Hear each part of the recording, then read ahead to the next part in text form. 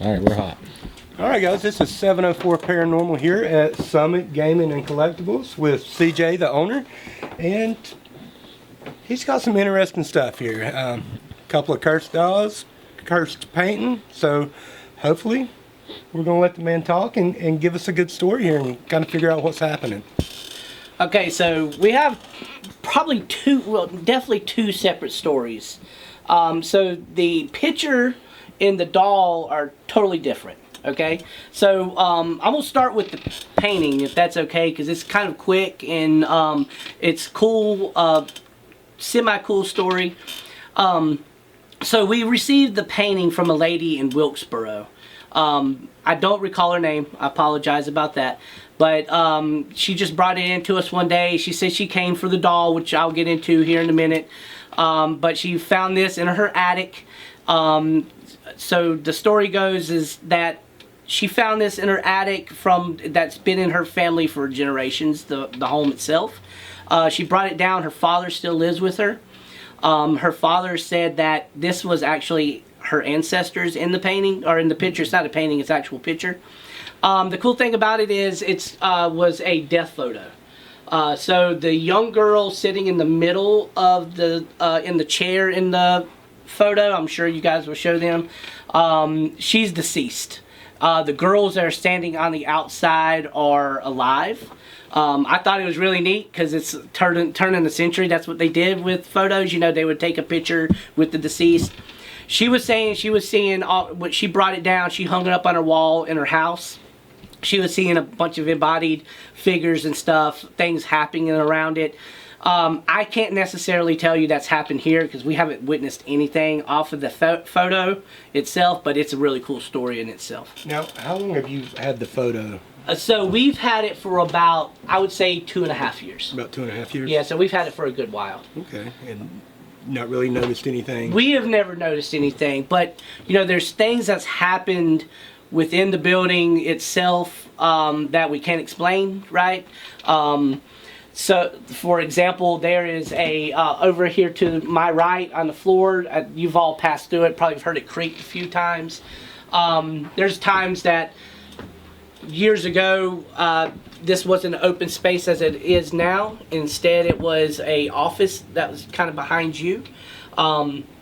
And I was sitting back here in my office space away from it. You could hear the floor creak in the middle, early in the morning, nobody's here. Things like that's happened, but is that around the picture itself? I can't say it is. I will say I've never felt anything off of the photo like I have the doll. Okay. Now, before we get to the main doll, can you explain a little to me about that one? Or okay, so I know you didn't have much of a backstory. I don't have much of a backstory on this. So everybody knows that we like to collect things like this, so every once in a while people will bring me things and say, hey, this was something that we've witnessed at our house. So this doll just came to me very recently. I haven't done much with it. Far as the story goes is that they have found a doll at their house. They thought it was their grandmother's. They went to the grandmother who apparently lives with them in the house. The grandmother's never seen it before and they don't know where it came from. So it just showed up. Their daughter was carrying it around like a play doll like it is, and they just don't know where it came from. So they felt like it just showed up at their house. They didn't want it at their home no more, so they brought it to me. This is the kind of stuff we have here, right? Kind of stuff we like. Well, yeah. That's why collectible stores are always so cool. I mean, everything from your games to your vintage cards to haunted items. I mean, you never know what you're going to get. You never know what's going to come in the door. And I will tell you, I've probably had 2 other haunted dolls come into this place. Somebody said. But you always got to be careful, right? You don't know if they're trying to tell you it's haunted because they want to get money for it. Correct. Know? But I will lead that into Cynthia, though. Because we did get Cynthia. That's what we call her. And I'll tell you why we call her Cynthia in the story. She is a very unusual, different type of doll. I don't even want to know what she's going to do with all this here. We've never really done this before. But anyway, so I'll just tell you about Cynthia. So 3 years ago, I had a lady call me on the phone. She told me that her and her daughter like to visit thrift stores. They use it as a bonding experience. Well, the mother uses it as a bonding experience with the daughter. That every time they visit a thrift store, her daughter liked to look for scary looking dolls. That was her thing. She collected scary looking dolls. So they were on vacation, had a little time in between, I guess, whatever they were planning for that day. They were on vacation in New Orleans and decided to stop by a thrift store. So as they went into a thrift store, they were walking around. The daughter found Cynthia and bought her. They didn't think nothing of it. They actually put the doll into their duffel bag or suitcase, whatever it may be, to get it home, and brought it home with them. So that day, as they got home, the daughter went to her room, the mother went to her room, I guess they were unpacking, whatever, and the daughter came walking into her mother's room and said, "Mom, I need you to come in my bedroom." So she comes into the bedroom. And so let me kind of give you the orientation, because the mother did explain me the orientation of the room, because it is significant. So apparently as you walk into the room, above the daughter's door is a shelf, and that's where she would put the dolls. Across the room from the shelf is her bed. The mom says she walked into the room and the doll was sitting on her bed, and the daughter said, "Mom, I did not put this doll on my bed. I put it up on that shelf.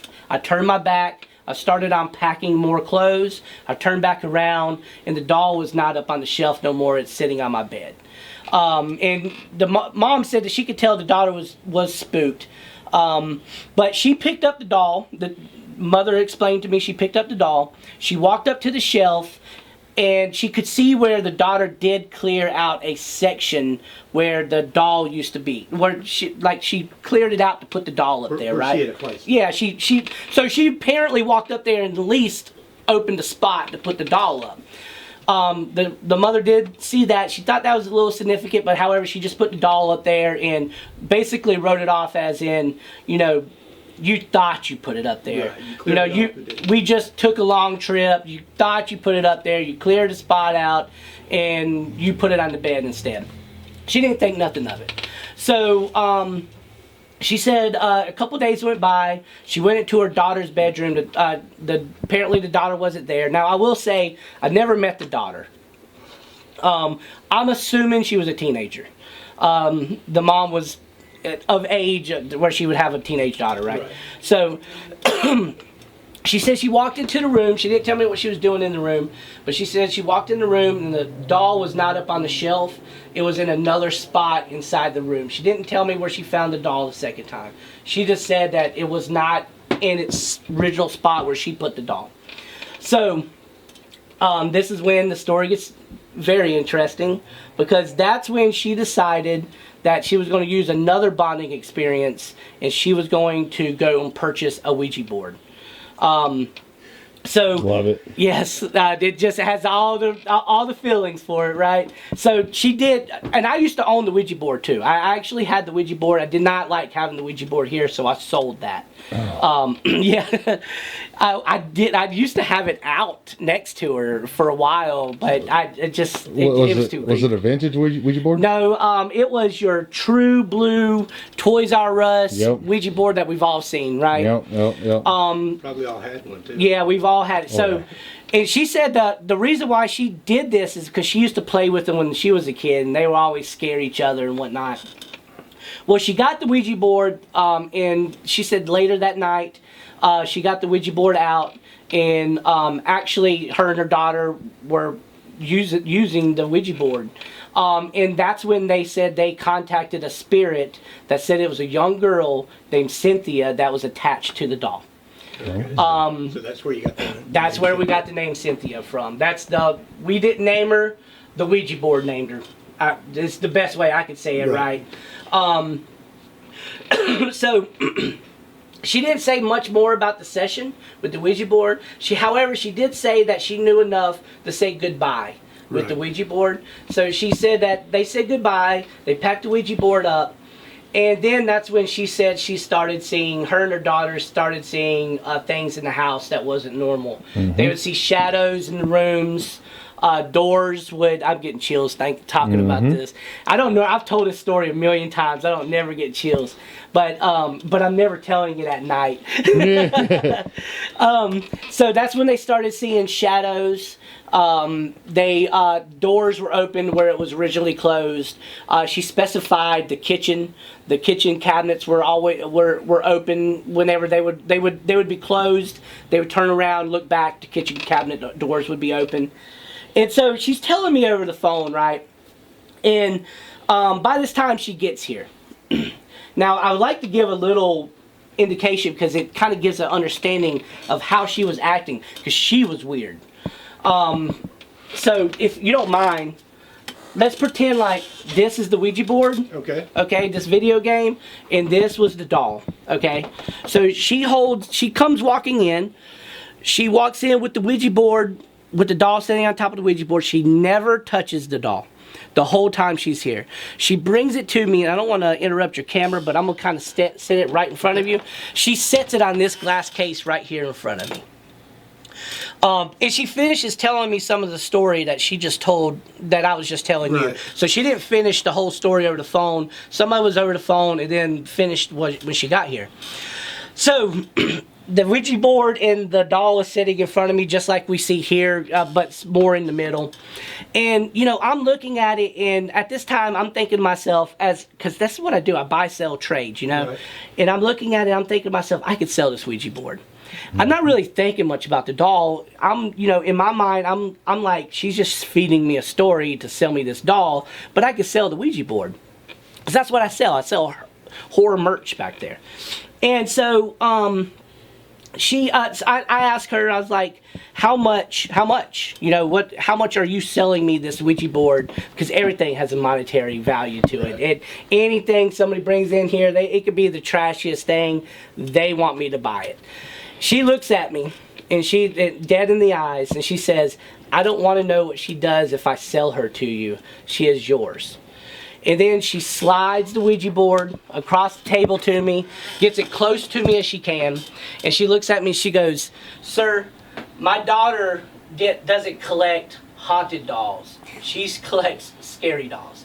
This is yours, and that's it. And so at that moment, I'm kind of flabbergasted because, again, nobody ever wants to give me anything. They want to sell me stuff. So I'm trying to, at the moment, I'm trying to think of what I'm going to say to her, right? So I'm like, you know, I'm just going through my mind, and at this moment, she's leaving.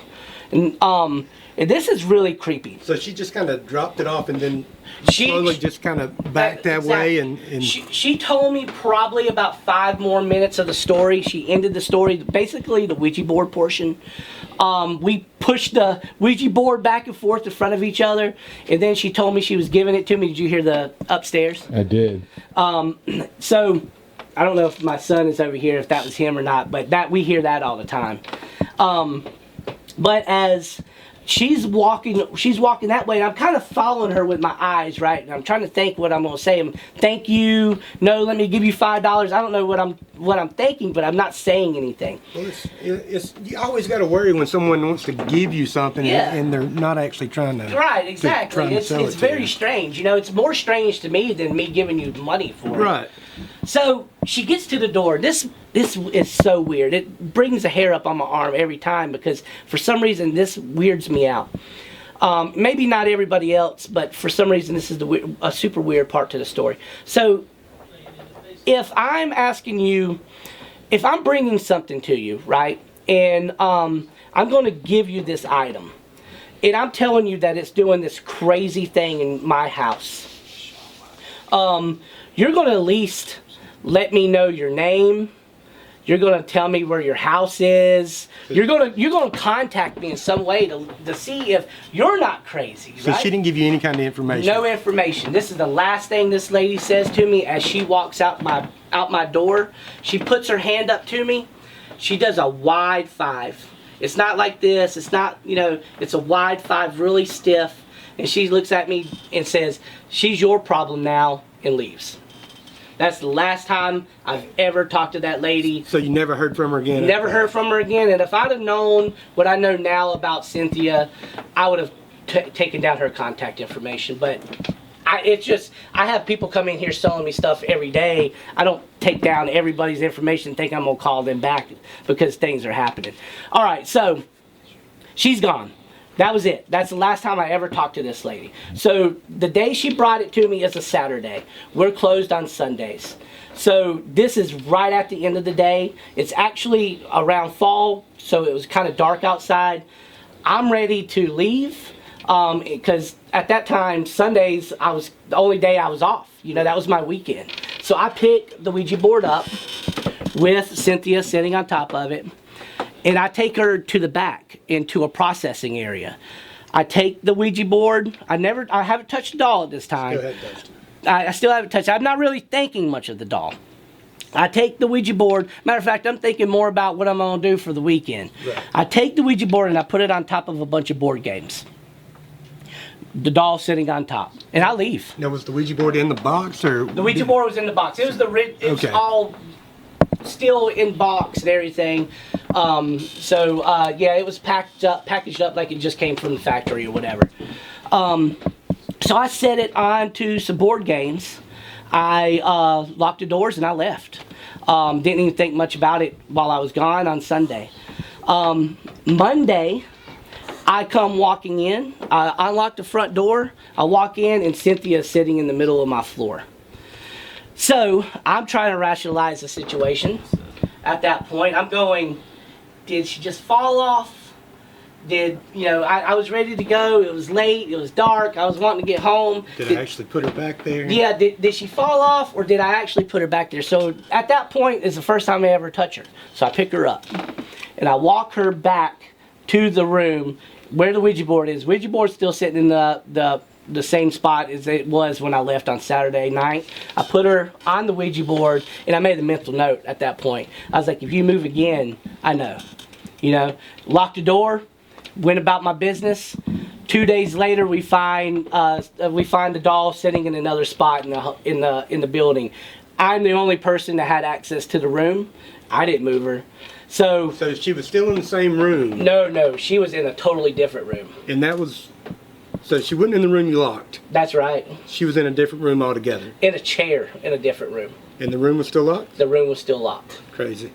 So, now I'm saying this is correlating with her story. This is everything she told me, other than I'm not seeing shadow people, but I'm seeing the doll. I'm witnessing the doll move just like her daughters said as soon as she brought it home. So that at that point, that's when I decide that I'm going to get a case for the doll. So the case that you see with the doll, it's creepy looking, but it's not original to her. I thought, one, it fit her perfectly, the actual inside of the case. It's easily to display. But one, it has a glass on the front, it's old, it's creepy. But one really interesting thing that I really thought about when I purchased it is it's magnetized. So the door is held by magnets. Okay. So what that said to me is, if the door is ever open, then, vibration or something has it created. It's not going to open it. Yes, so that was significant to me. What we'll witness, but you'll never see it looking dead onto her. You'll catch it out of the corner of your eye, or after you walk out of the room, the door will be open. On 5 separate occasions, the door has been open and Cynthia has been outside of the case. One time she was sitting up against the white shelves there, legs sticking out just like she's just taking in the day. Another time she was sitting on top of the case with her legs dangling off. Another time, I have some horror posters that I sell back there. Right. That used to be underneath her case. She was sitting on top of the horror posters. And to me, the weirdest time is she was sitting on top of the case. So the door was open and the case and the doll was on top. So that is 5 times we have witnessed her her moving, and that's her story. So we have a few side stories that we've witnessed since we've had her, which we've had her for a while. If you guys are okay with me telling you a few that are else has happened. Please. So one time, so she used to not. If you see her, if you look at her, there's a piece of wood inside the case. That's it's what she's hanging on. Is almost like a 1x2 or whatever it may be, 1x1. Well, we used to have it held up by L brackets down at the bottom, and at the top were hooks, and the hooks were kind of like a safety mechanism. You know, if the L bracket or somebody hit it, knocked it off the L bracket, the hooks would catch it. Well, one day we were all in the back. We were having a meeting. It was early in the morning, beginning of the day. We're all having meetings about what we were going to do, or what, future plans or whatever. We come walking up. Now this is early in the morning. This is the day. Right. We come walking up. The door of the case is open, and she is hanging out. Now that never happens. She's either in her position with the door open, or she's out of it. She's never hanging out. So you've never caught her in the act. It's like we caught her in the act, right? That's what I felt like too. Now, why I brought up the hooks is when I walked up and I seen her like that, and I'm going to push her back in and close the door. I noticed hanging from one of those hooks is a strand of her hair about this long, and we used to keep that strand in the hooks for a while until we finally moved her one day. So I mean, even with the hooks, if her hair was caught in it, just her leaning over, it's not exactly. It would actually kind of have to tug in order to pull that out. Well, one thing about it is her hair is made out of yarn. If you go and look, her doll hair is made out of yarn, and there's a significant reason why they make clothes and stuff out of yarn. Is it's small bits. It's really strong. Right. Normally, if you're going to pull a piece of yarn out, it comes out in a long length, right? Well, it was only a piece about that long, so to me that was force. And the hook, also a good significant point of the hook, is it was about that far from the top of her head. So it was almost like she lifted up, the hook caught in her hair, she got stuck in a position, tried to pull herself out, we come around the corner, she jerked even harder, piece of strand of her hair came out. I didn't catch that on camera or anything. I mean, that's kind of what it would seem like if there was, the evidence is there, right? That much space in between the doll and the hook. Right. So, that's one story that we've had.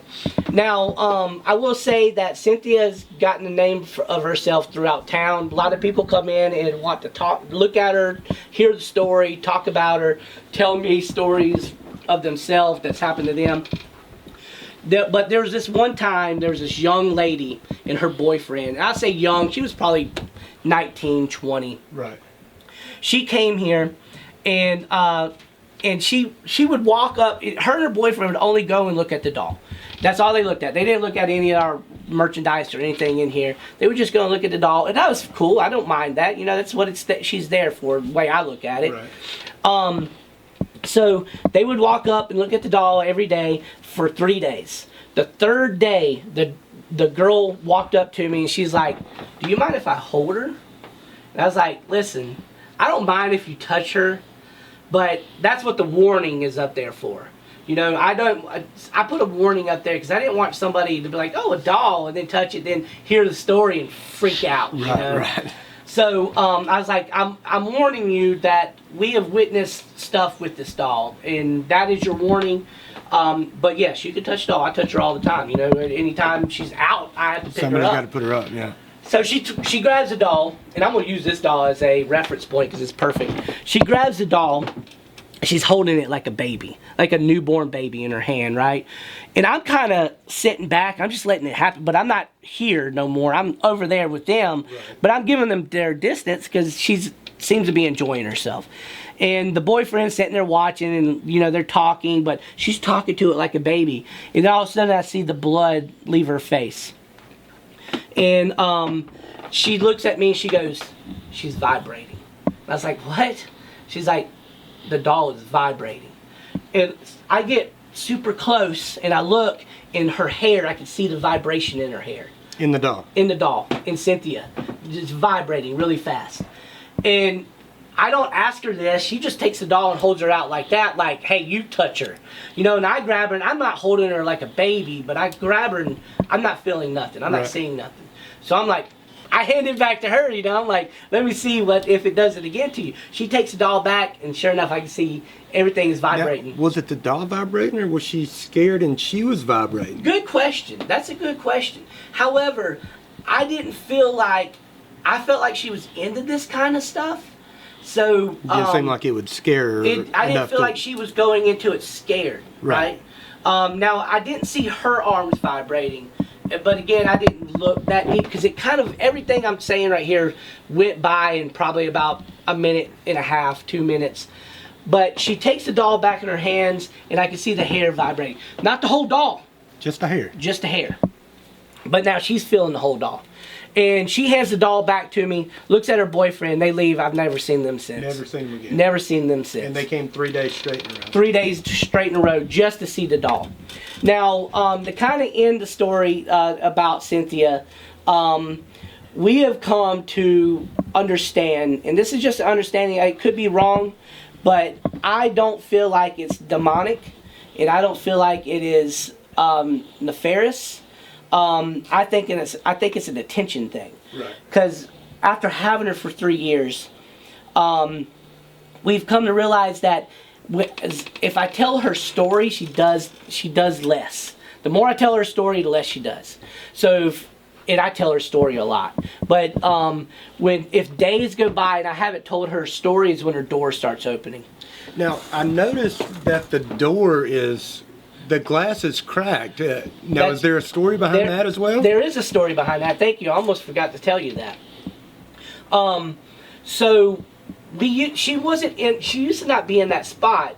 This wall, this behind you, used to be a wall. And she used to be right there on the wall. You know, kind of closer to where we are. I remember that. And so we decided, and a couple Octobers ago, we're going to tear these walls down to gain more space. It only makes sense, right?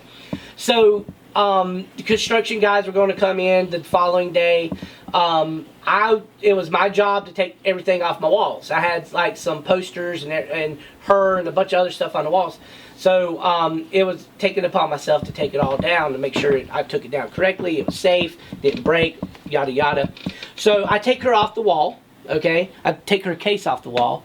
For some reason, when I get the case down, I put the case far back. But I take her out of the case.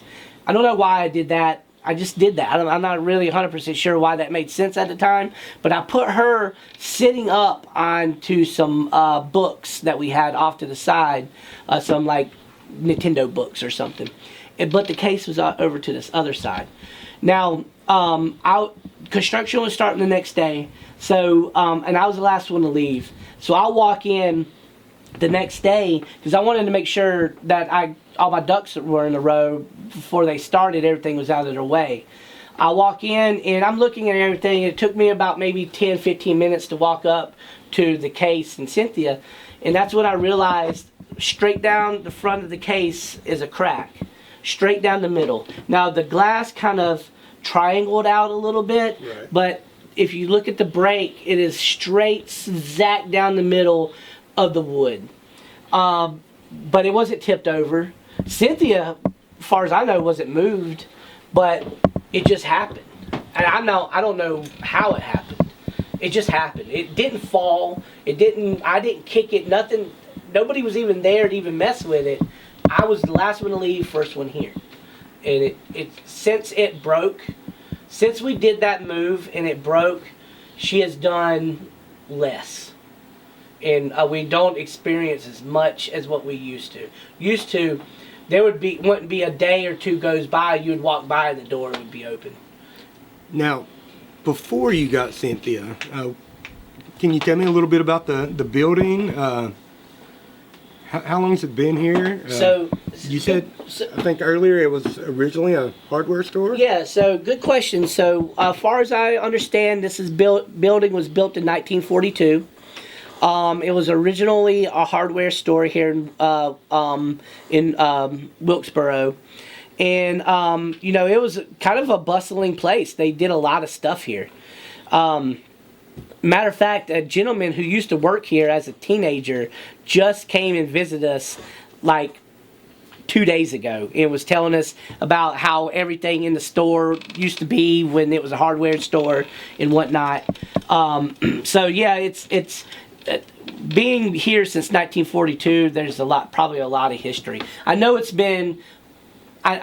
There's almost 100 years. Almost 100, yeah. Yeah, Right. so there's no telling what's happened here and what's been here.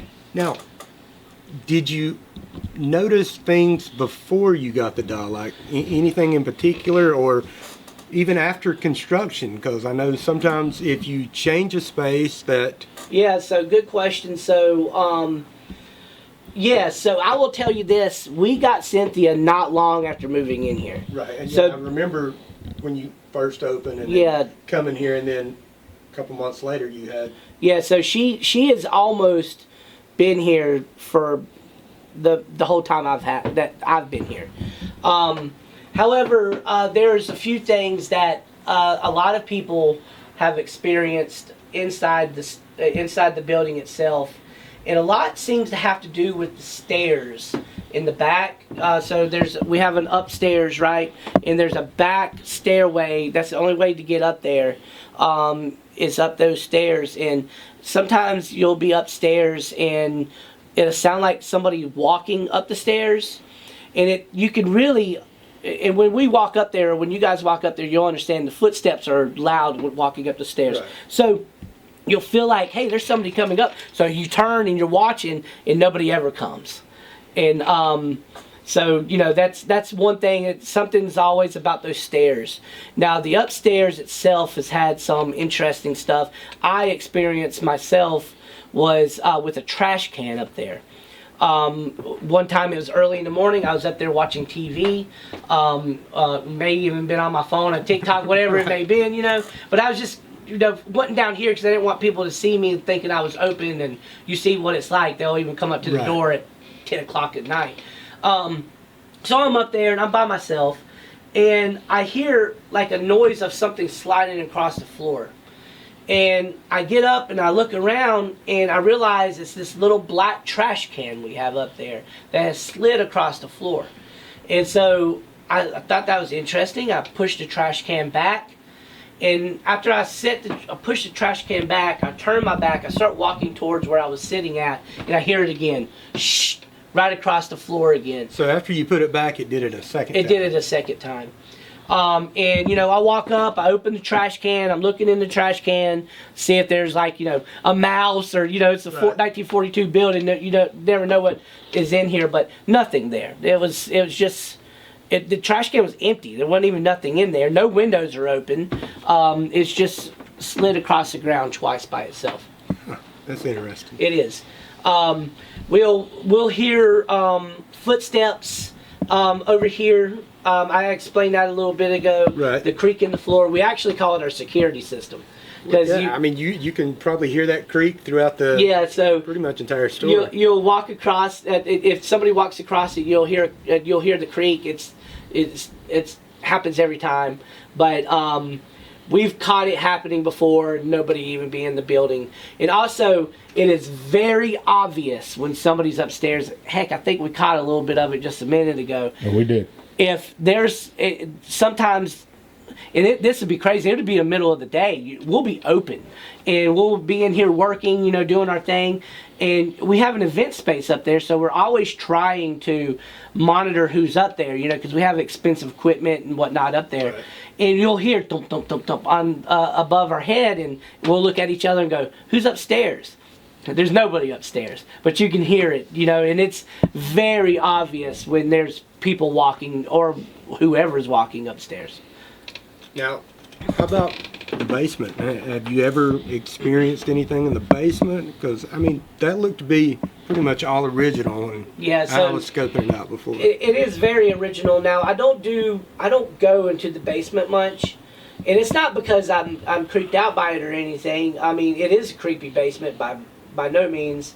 It's just it's an older basement, and you know, I wouldn't want to store any of my product inside there. But one weird thing, and take this as you will, we just thought it was very unique when we got here. So when we first started originally renting this space, we didn't rent the downstairs.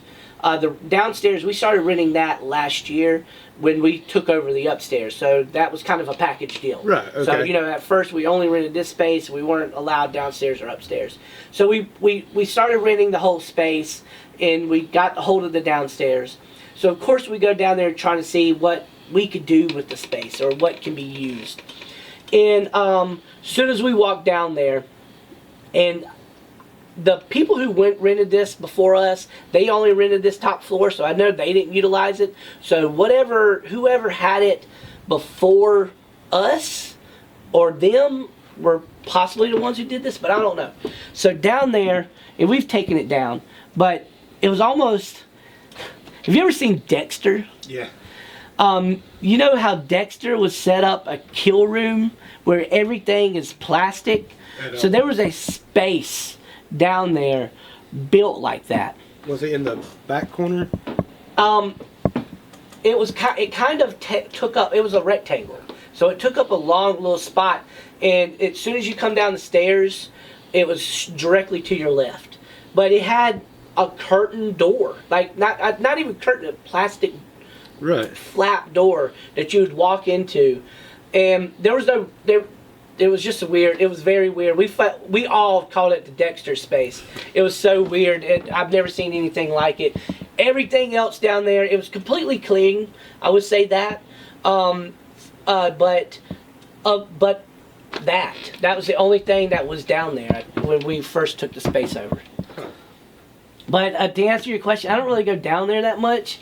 At one point in time, it was very dim lit, so it was hard to see and such down there, and you never know what you're going to run into, you know. So, yeah, I'm more than happy to see if you guys catch anything down there, though. That'd be unique. Well, can you go ahead and give us a plug one more time on where people can come to see Cynthia?